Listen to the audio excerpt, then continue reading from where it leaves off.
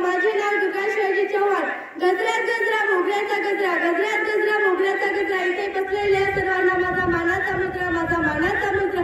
जाधवांची कन्या तर भोसल्यांची सून, शुभाची माता भाग्य कोणते अजून.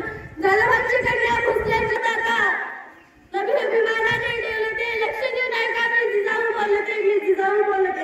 आता हा दिवस स्वराज्याचे स्वप्न साकार करणाऱ्या स्वाभिमानी जाधवांची कन्या तर भोसल्यांची सून, जाधवांची कन्या तर भोसल्यांची सून. राजमाता जिजाऊंचा जयंती सोहळ्याचे स्थापक छत्रपती शिवाजीराजे आणि प्रतापशाही संभाजीराजे या दोन छत्रपतींना घडवणाऱ्या मातेचा जन्म 12 जानेवारी 1591 रोजी बुलढाणा जिल्ह्यातील सिंदखेड येथे लखुजी जाधव यांच्या पुत्री महासाबाई यांच्या पोटी झाला. बालपणापासून दाटपट्ट्या चालवणे, घोडेस्वारी, युद्धकलांची, राजकारणाचे प्रशिक्षण मिळाले होते. जिजाऊ तुम्ही नसता तर नसते झाले शिवराय शंभू चव्हाण.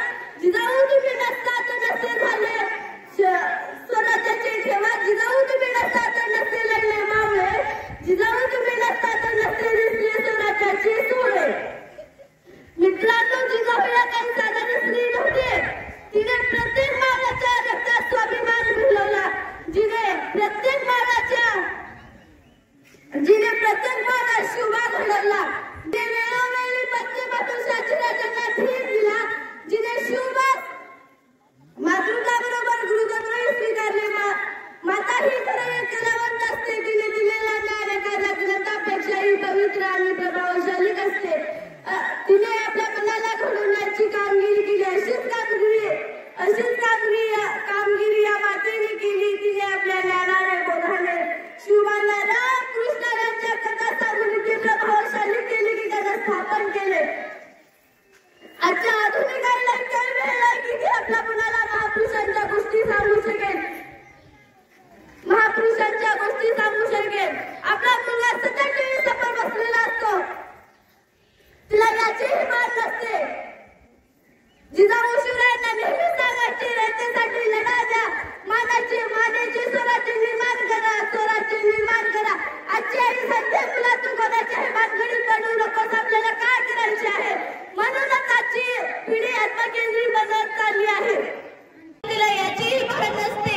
जिजाऊने जर असा विचार केला असता तर या गुलामगिरीतून सुटलो नसतो. सर्वजणच म्हणतात राजे पुन्हा जन्माला या, राजे पुन्हा जन्माला या. अहो, राजे कसे जन्माला येतील. आधी जिजाऊ तर जन्माला आल्या पाहिजे. शेवटी मी एका कवितेच्या माध्यमातून राजमाता जिजाऊंना माफी मागते. विसरून गेलो इतिहास, विसरून गेलो पराक्रम. माझ्या डोक्यात आले पाणी. ते तेवढं साफ करा. माँसाहेब आम्हाला माफ करा, माँसाहेब आम्हाला माफ करा. आंध्र परंपरेचे ते सारे पायक आहेत. किती ओरडून सांगायचे सारे भैरवजी गायक आहेत. आमच्या थिसलेल्या कानातील पण तेल ओतून साफ करा. माँसाहेब आम्हाला माफ करा. ज्यांनी शहाजीराजांचा बसा घेतला ते आज मोंगलात हिंडत आहे. ज्यांनी शहाजीराजांचा बसा घेतला ते आज मोंगलात हिंडत आहे.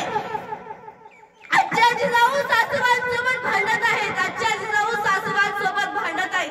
हे बदलण्याची चाप कोणातच नाही. ते चाप तुम्ही करा. माँसाहेब आम्हाला माफ करा. ते चाप तुम्ही करा. माँसाहेब आम्हाला माफ करा.